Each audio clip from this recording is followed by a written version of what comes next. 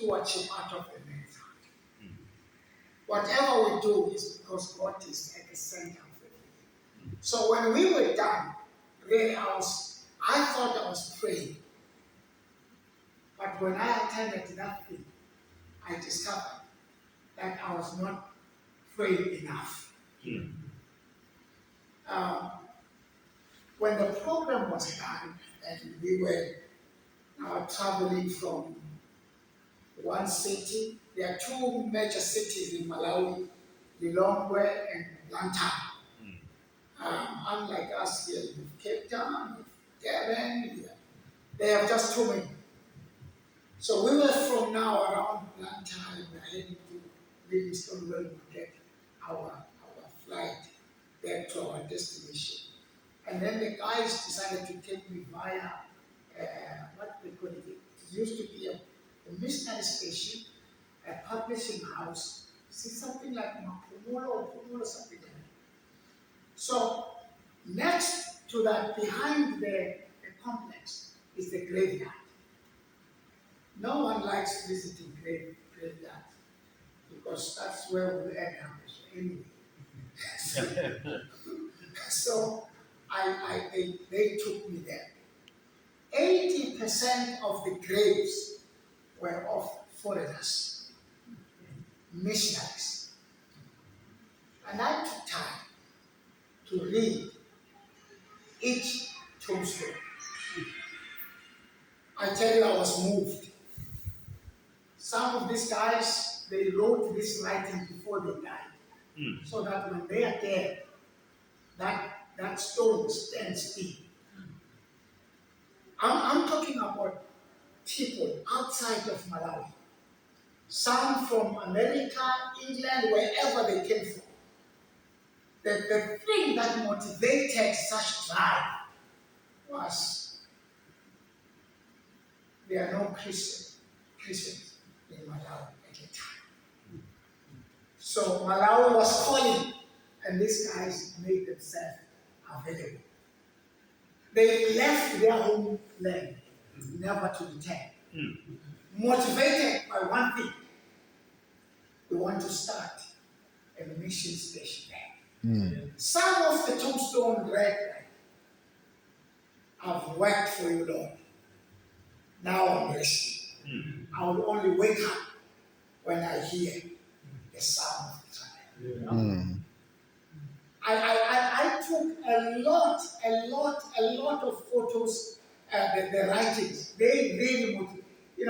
That means the guy was preaching the same when he was still alive. He made it a point that when he is no more, let his grave come. Now, the only thing that motivated them to leave their homeland was to win a soul for the Lord. Can soul winning be so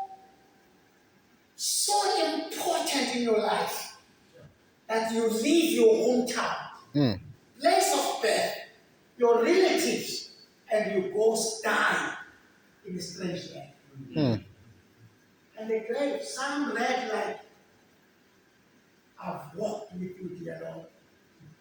Death caught up with me in a strange land. Here I lie, waiting for that moment, which I will not miss. Now, you look at us here in our own homelands, where whoever is here, wherever you are, you chose that house for many reasons. You have not left your country to go reach people you don't know. There is a guy who just crossed a fence. He does not know what you know. But your neighbor is as far as England.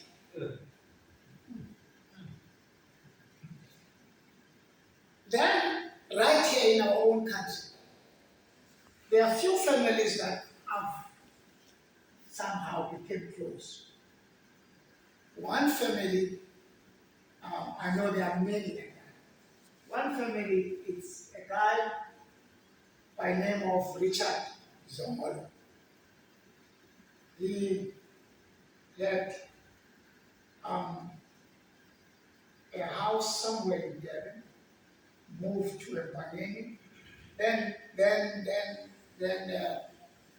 him and his wife decided that there are so many Adventists around here. Let us move into an rural area. They put up a house, and I believe if in the event they choose to sell, they will never get even the half of the money they invested. Beautiful. If you can take that house, put it maybe somewhere in China, they will catch 6 million easy. Easy.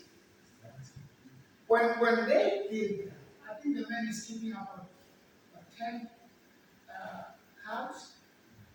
When they exceed 10, he says, both him and his wife are retired. They are putting up a massive structure a kilometer away, a church building. Part, they have just laid the foundation. Part of the money invested there is from their own pension. The reason they moved from a populated area into an area less populated without Adventists, it was to start a church. And then I said to myself, how I wish we would have 10 families there. Last year around September, I requested 42,000 from the union funds to go run a crusade in their area. Because of my tight schedule, I asked another young man to team up with me, so that in the event I could run somewhere, the guy would continue. I put in a wrong car. We had to change today, me tomorrow, and see. There were days when he would call me.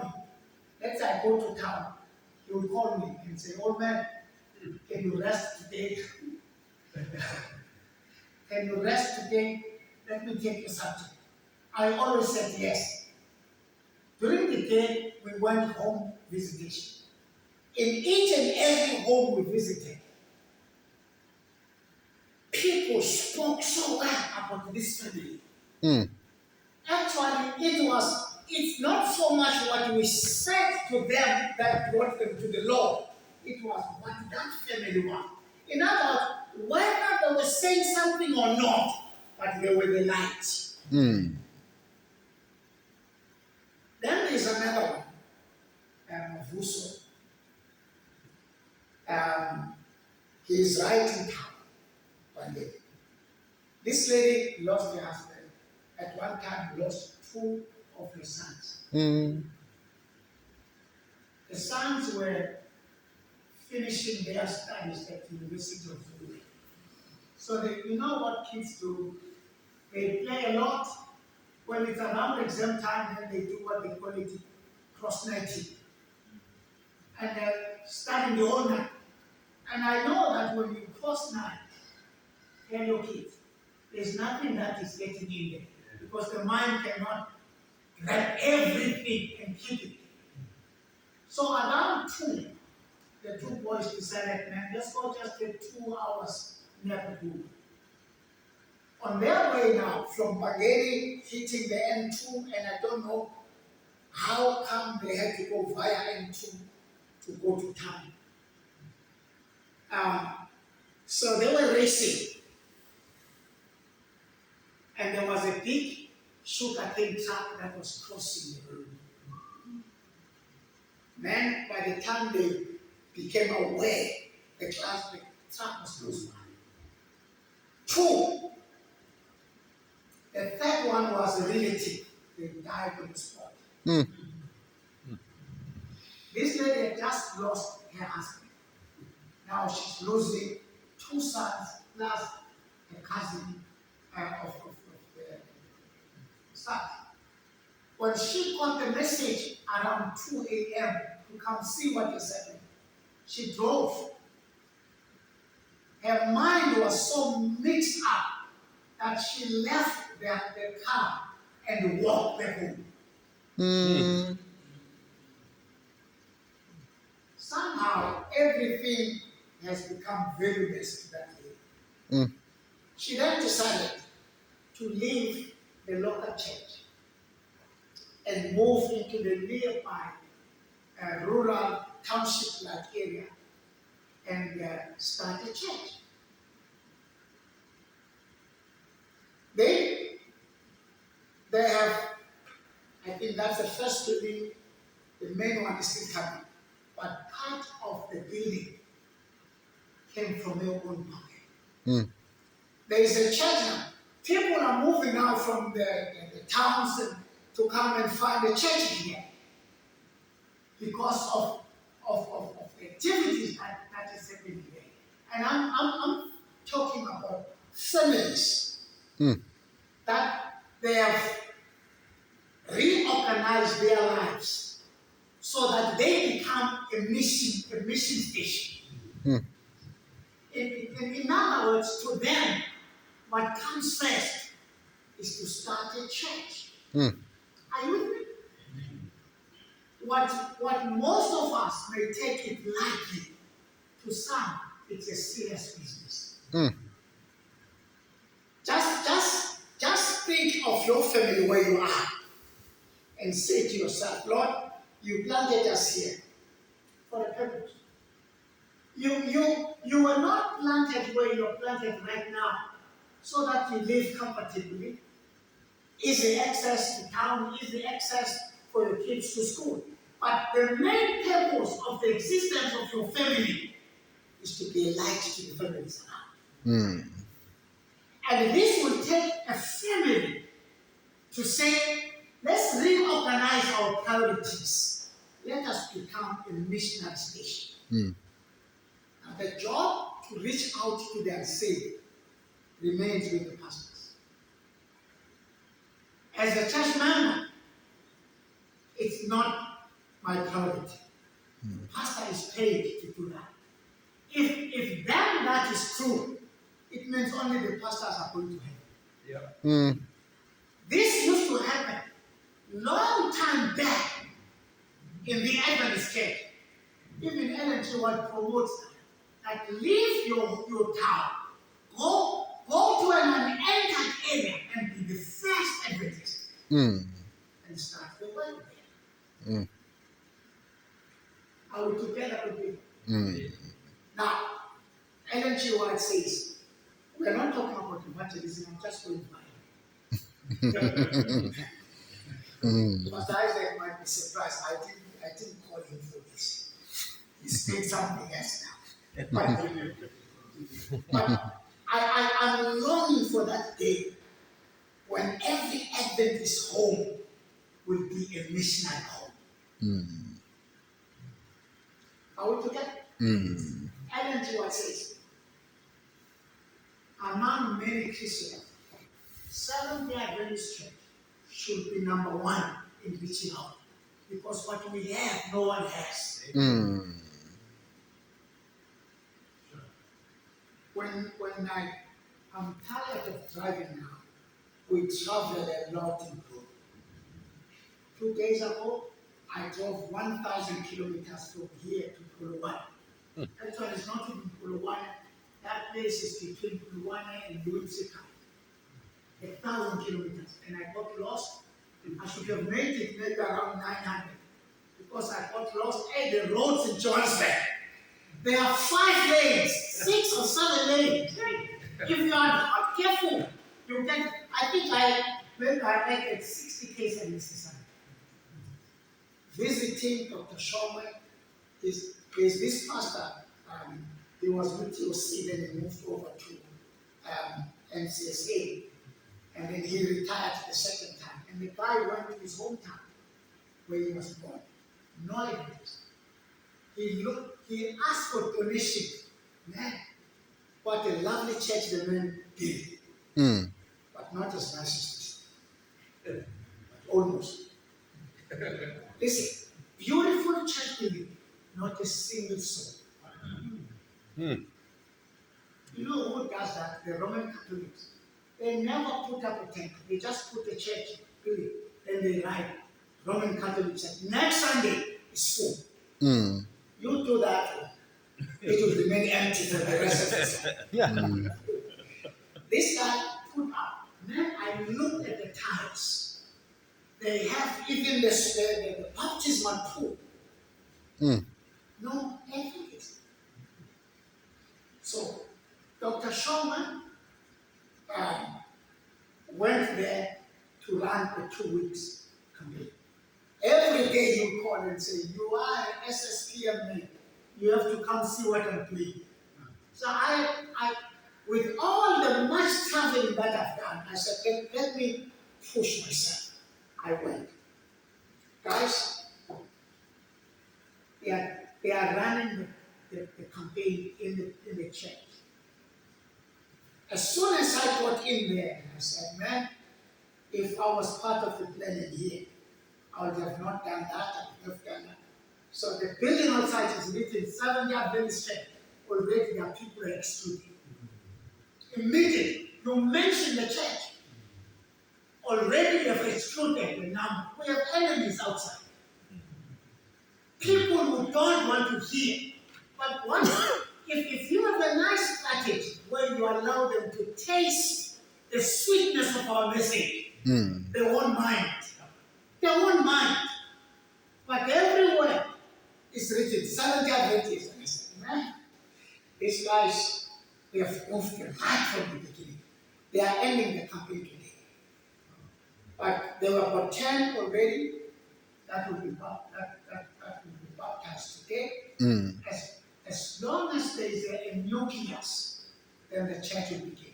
So the reason I'm sharing this, there are people, whatever they have, they cannot invest in anything else but in the cause of God.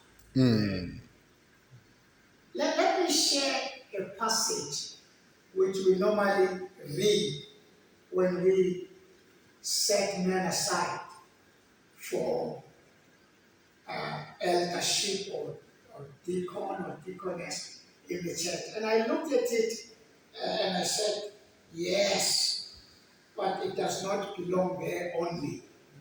Amen? That is 1 Timothy. So this impact SA, I tell you, everywhere where people are talking evangelism. I don't know how far and how long it will last, but for the first time I hear people talking about evangelism. Did I say first? Okay.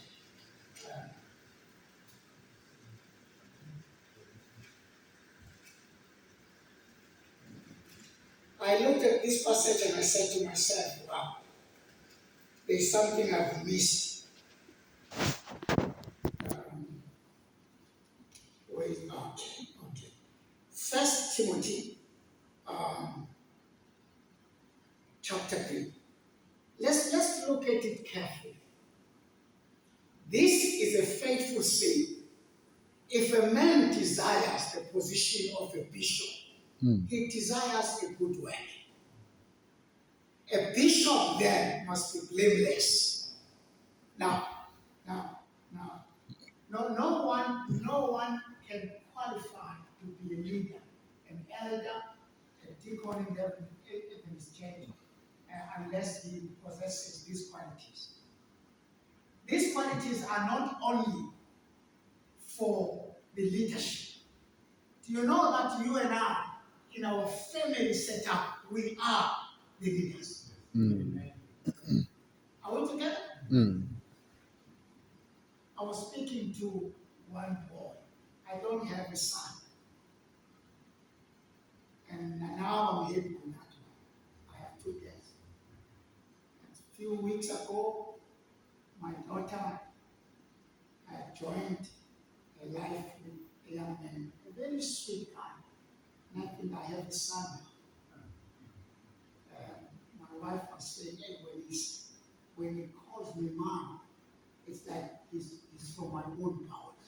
Now, I'm speaking to a young man, and he says to me, looking at me, and he says, man, I wish you were my father. Mm. He has his father, but he says, yes, I have a father, but I wish you were my father. In the presence of the father, the son feels the absence of the father. You are there as a man, but in their eyes, listen, I used to pick my kids from Pine Town Girls High. In my busy schedule, I would leave the meeting and go pick them up. I drop them at home, then back to the office. And one day I caught up 3 boys arguing. The other one is boasting that my father right now, as we speak, he's flying from London to America. From America, he would fly to Switzerland. I'll see him 3 weeks after now, bragging about what his father is. And the other one, his father works for the municipality. He listened, this one takes over. Oh, my father is this, my father is this. The one that the father is a laborer, he cuts grass. He says, you guys, I don't envy you. There's not a night that I go through without my father in the house. Now, others are bragging. This one, because whatever that father is to the boy, money did not matter. Now, you and I think that we will please our kids by making them drive our cars, use our credit cards, give them, spoil them with money. And we think we are smashing ways itching. Money is not what they need.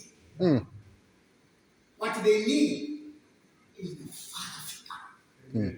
A father that can become a hero.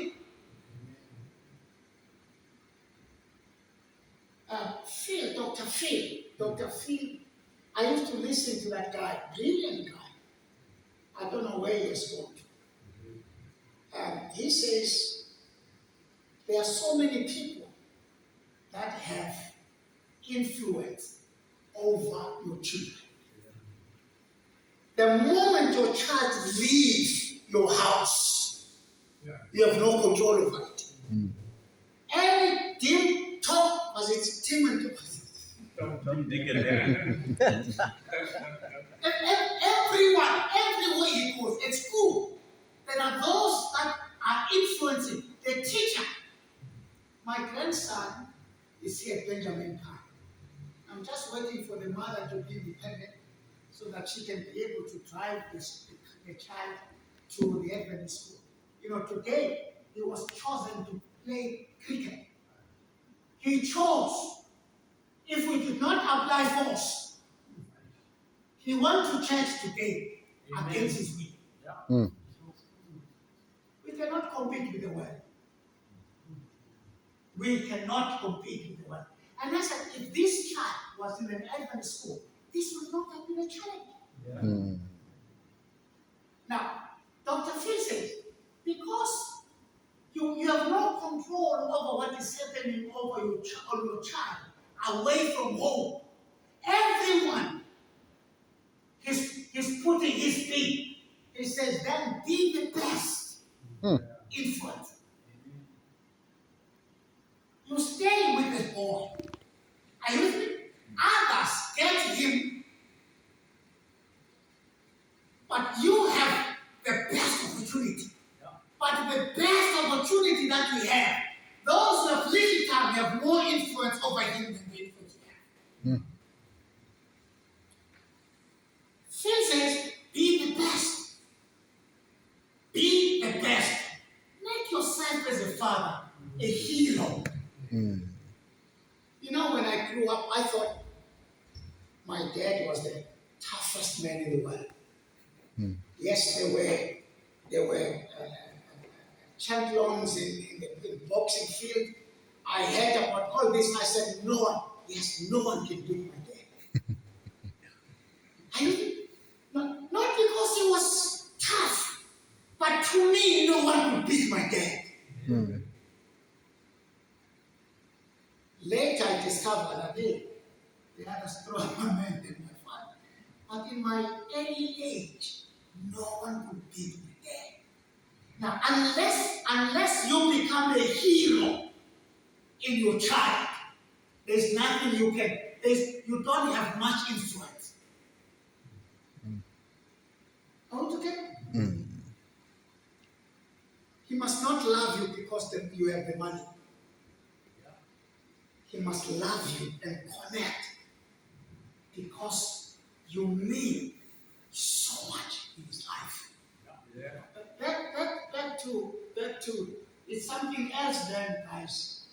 I don't know. I need to make a research on this man, Isaac, but I've read it on many books that we are all men here.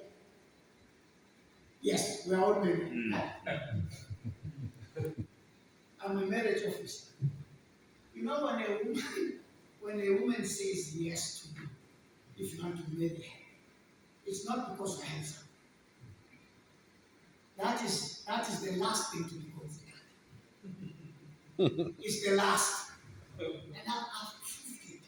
I've married people and I will look at the girl and look at the man next to her and say, woman, what did you say?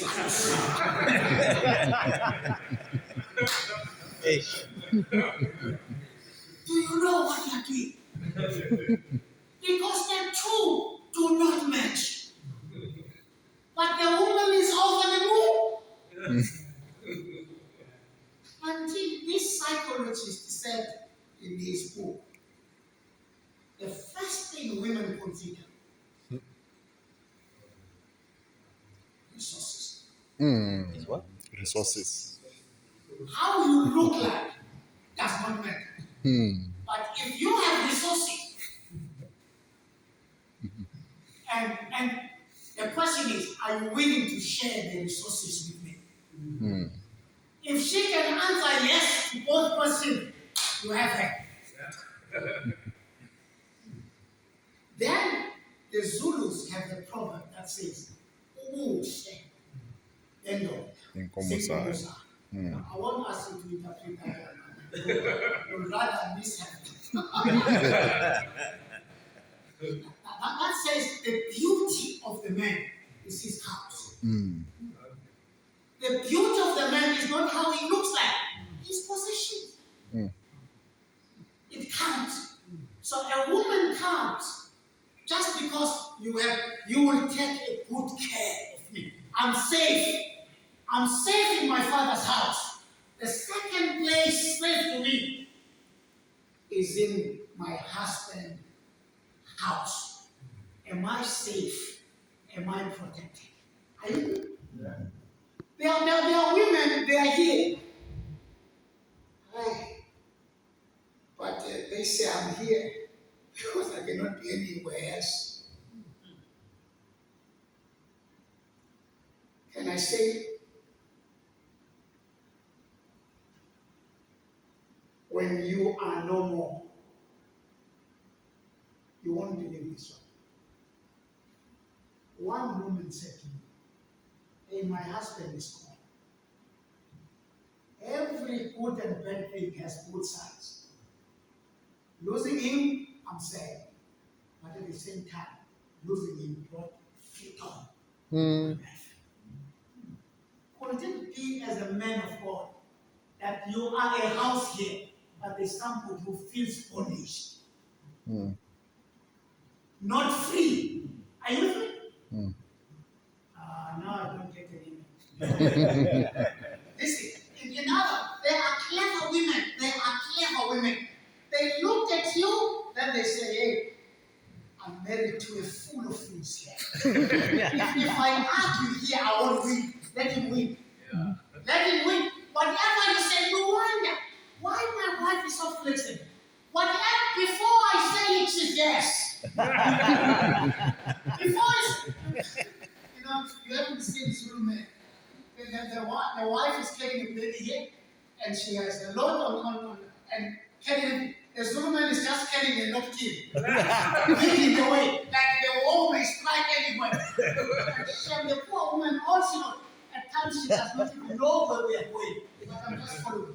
I hate to be followed by a woman who has been overpowered. Mm. Let her be, if she wants to say no, let her be free to say what? No. Mm.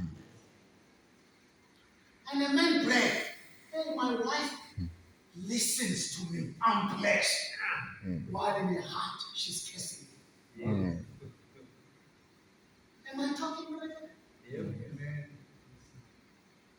Let's close that chapter. Let's not dwell much. And the day you die, thank God you are not dead.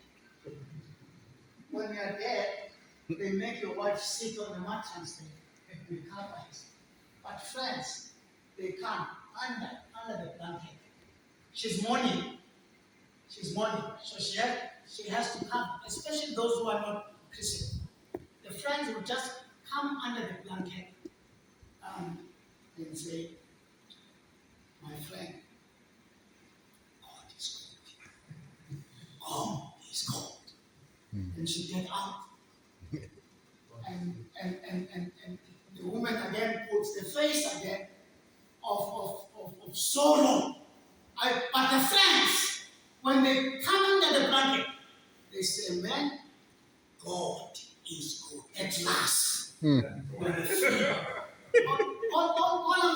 All I'm saying, to stay with the woman who is not herself. She just put a flag, and you think everything is well here, but she is in a prison, pulling a life sentence. Mm. I don't think there's a man that desires anything like that. Ever, Sarah? No. Let's go to this verse. Where did you read? First Verse Timothy. 3. Okay, yeah, verse 3. Such verses you don't have to look them all the time. Just once and you're done. A bishop then must be blameless. We don't need a blameless man to lead. We don't only need a blessed man to lead. We need a man also, a priest. I always say when I marry couples, what I am in the church, that is what you are in your family. Mm. I'm a pastor, ordained minister in the church. But what you are in your family, you are more than what I am in the church. Mm. You are the priest, ordained by God to pilot this ship all the way to heaven. Mm. To be a man, it's not an easy thing. You cannot be a man according to God's eyes unless you have Christ in your heart. Mm. Blameless. What else? The husband of one wife. Can you believe that there's a guy that has done his PhD on this verse? Trying to prove that if I'm not interested in the leadership, then I can have more than one. Mm. He wrote his thesis to say only those who are in the leadership must maintain one wife. If I'm not interested, I'm not going to be a leader, I can have more than one. Mm. Thank God, nobody read their thesis and followed their theories.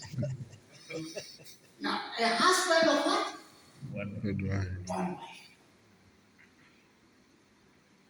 We don't need a leader only in the leadership, a man of one wife. Even in the home there, we need a man of one wife. A man who is satisfied with his wife. Mm. Are you with me? Satisfied with his one wife. Okay? Mm.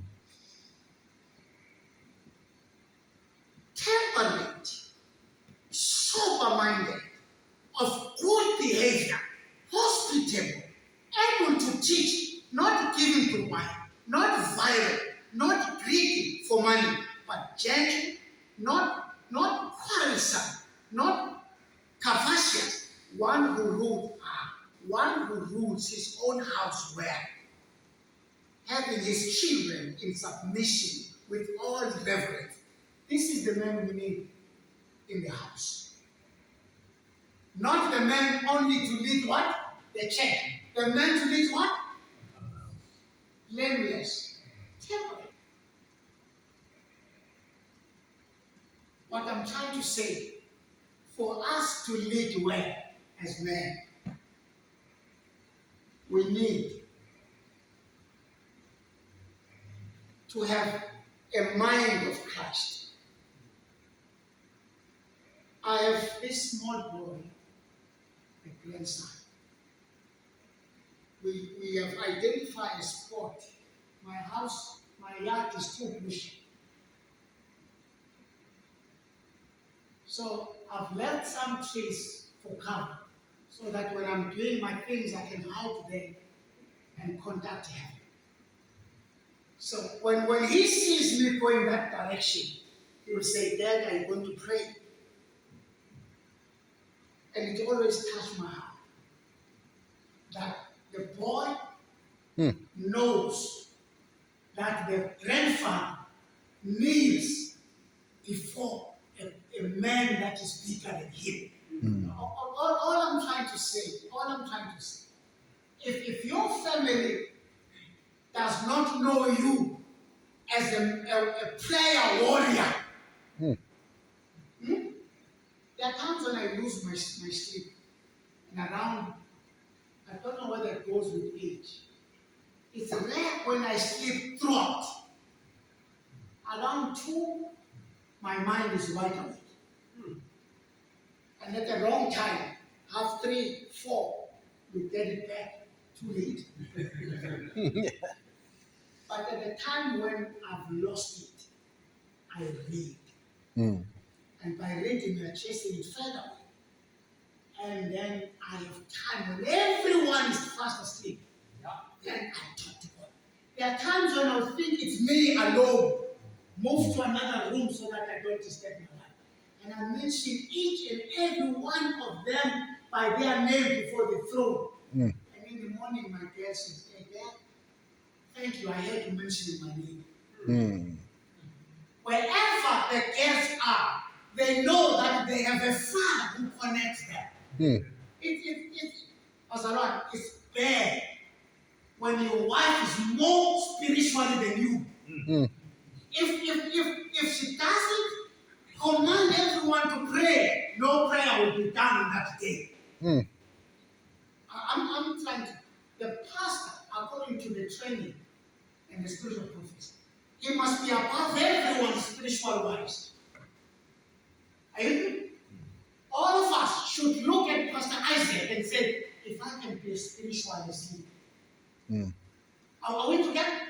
In the house, let the father set up a spiritual tone that every family, listen, it's something else to say it. It's something else to be it. There are men who will come, some are elders, occupy the pulpit, preach well, and the poor woman sitting down there.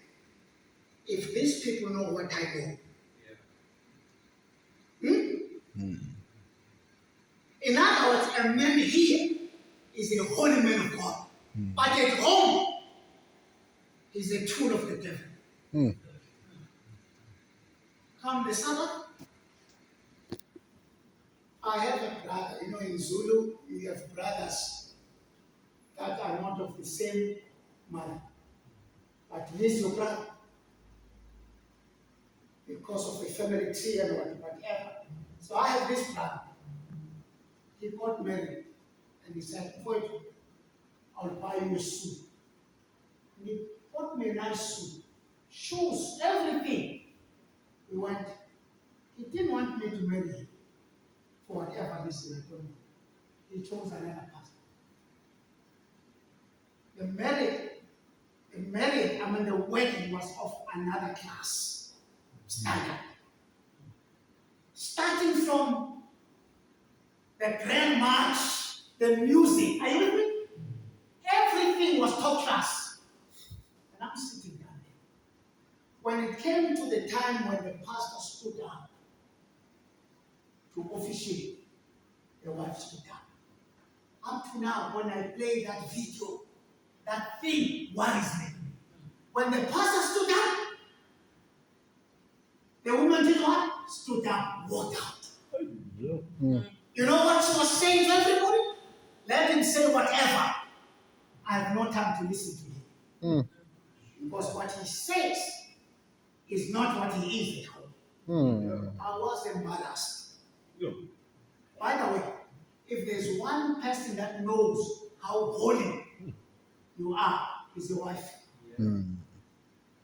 If she can see God in you, you have a God.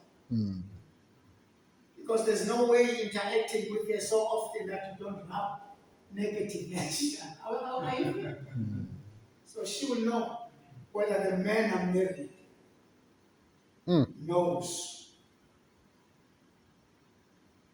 and is a man, is a man after God's own heart.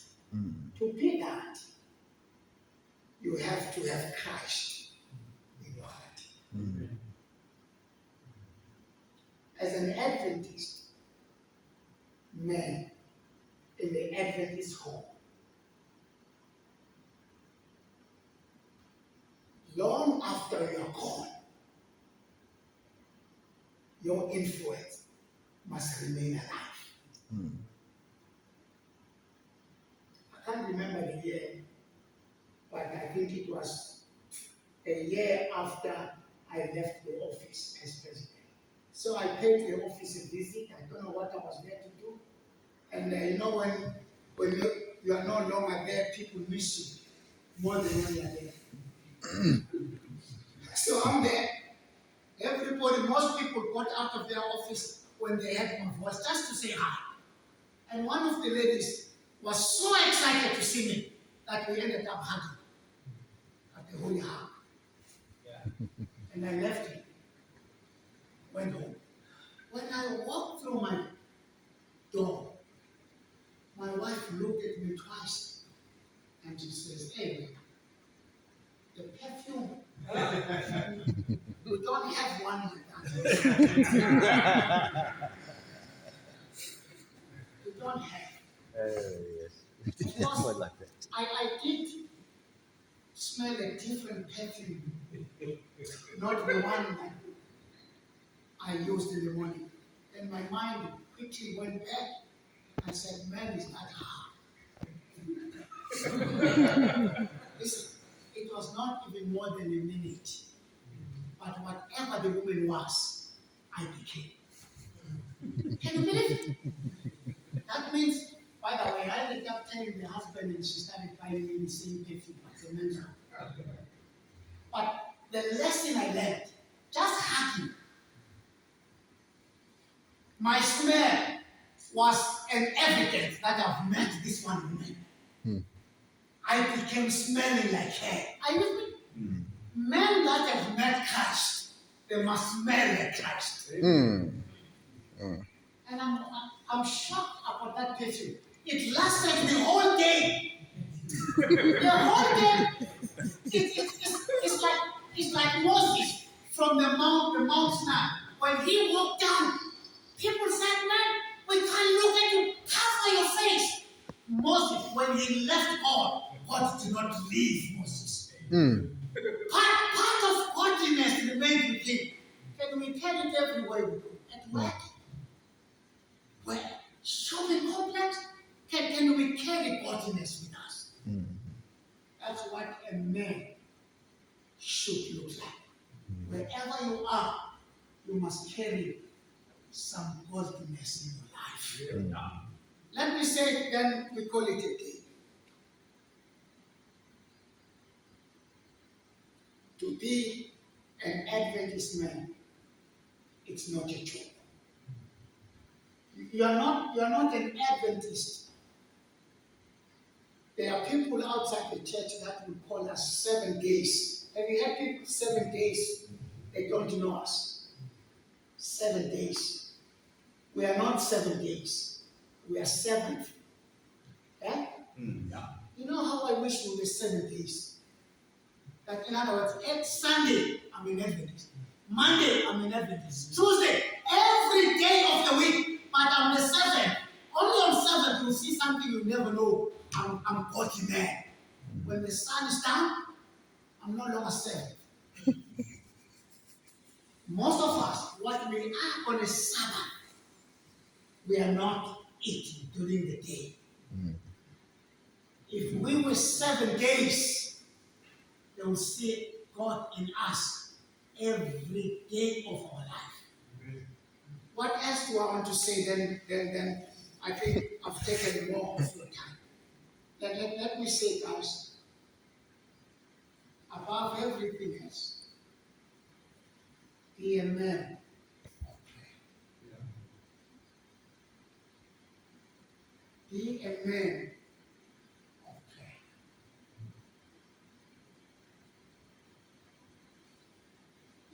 Let your family know that our Father is a prayer man. Amen. Yeah. Let your family know that we have a God loving and fearing in our house. When he speaks to God, we know that God will answer. Blessed is the man when the storm is over. On the other side, he can be able to say, Lord, the family you gave me, I took care. Here are they. I did not lose one. We are competing with the world. Are you with me? Life is tough outside. Unless we are tough on God. Let me share a story. My Bible is closed now to show that it's over. Here is Ahab, an ungodly king in Israel. And he had his counterpart in Judah, that was who? Jehoshaphat. Ahab wants to go to war. He invites Jehoshaphat, and both agree, you are my brother. Wherever you die, I will die. Are you with me? Now, Jehoshaphat comes down, getting ready for war. And he asks Ahab, he says, before we go, have you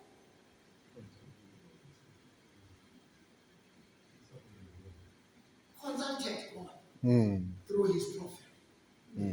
He says, yes. And he called all 400 prophets. False prophets.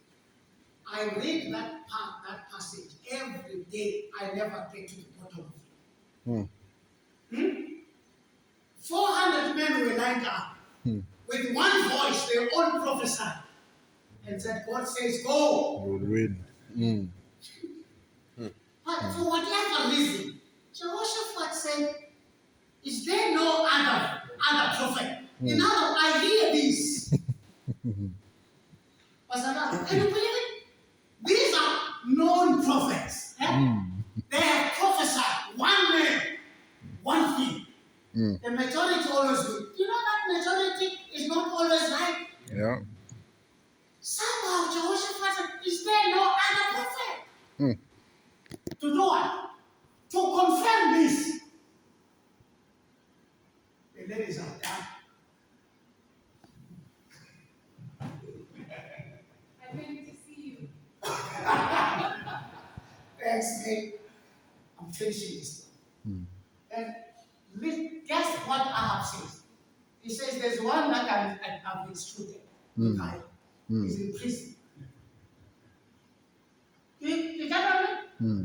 These have prophesied. The men have heard what he wants to hear. Yeah. But the man with a different story is behind bars. And Jehoshaphat said, please. Then they want to release the man. Listen, the guy that wants to bring him says to him, listen, you have all prophesied one thing. This is what we've prophesied. Mm. The king must go. God will be with you. Listen. And the man said, listen, whatever I say, Pastor Lord, if you have time to pray, pray that I become such a man. Mm.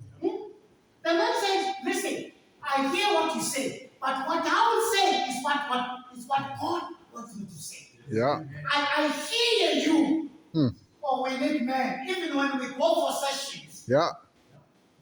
Let the man say, I know I can speak to God. What God says is what I will say there. Mm. But I listen to what other men says.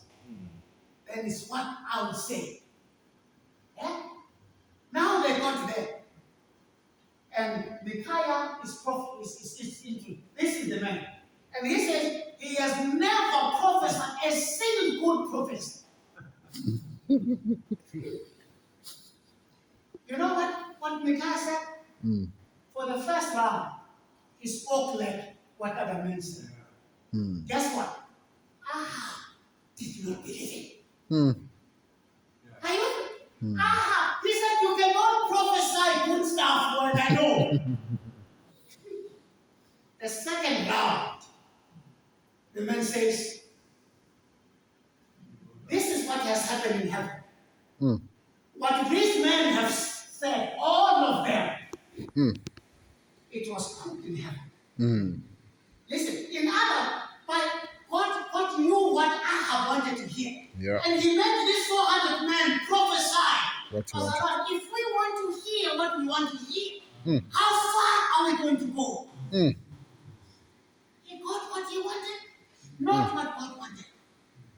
But God had to balance the truth. The second round, Micaiah says, God is not with you. Mm.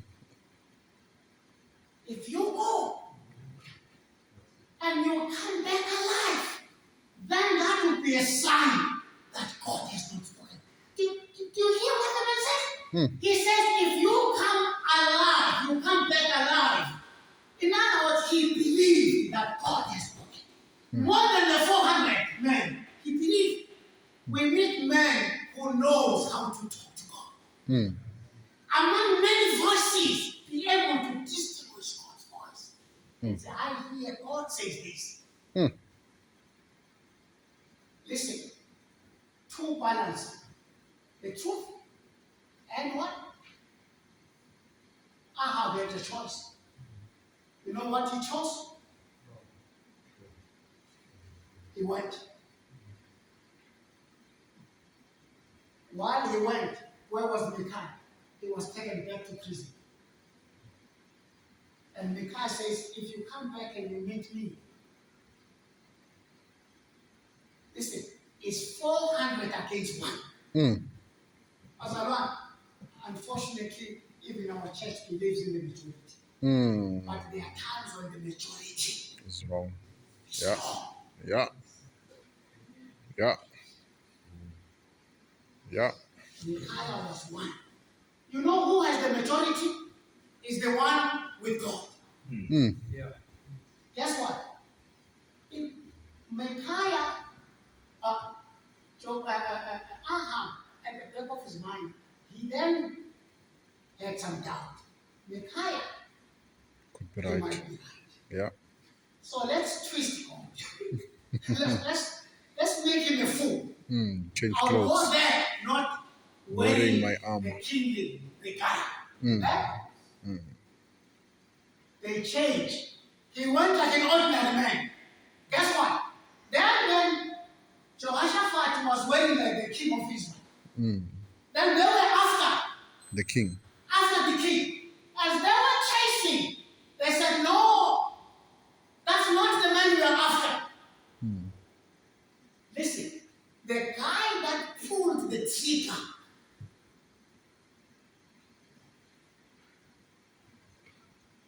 I don't know how excellent the guy was. It looks like God was in that area. Mm. When he pulled it, listen, he's hitting a running man. He caught him, but he did not die on the spot. Are you with me? Mm. When he fell from his horse, he said to his servant, please take me out here, for I am wounded. In other words, God gave him an opportunity to know that what Micaiah said, that's what God said. The long and the short story, point is, there was a man that could speak to God. Mm. And he says, if you come alive, then God has done it. We need such men. Men that walk. Men that are able to talk. Men that listen to the voice of God. And the mind that understands his way. Amen. That's the man in the last days that we are looking for. Can you pick one of them? Godly men. Men, even long after we are gone, God buried 6 feet buried, but your influence will remain alive. May God bless the sharing of his word. Amen. Amen.